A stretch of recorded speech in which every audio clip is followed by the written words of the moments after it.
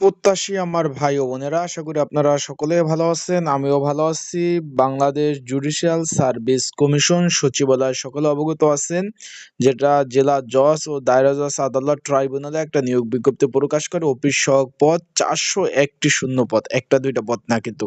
সেই পদের কিন্তু পরীক্ষার সময়সূচি প্রকাশ করে দিয়েছে। অলরেডি আপনার অ্যাডমিট কার্ড ডাউনলোড করছেন। পরীক্ষা হবে 35 মিনিট, 10টা থেকে 10টা 35। এখানে পরীক্ষা হবে এমসিকিউ আকারে।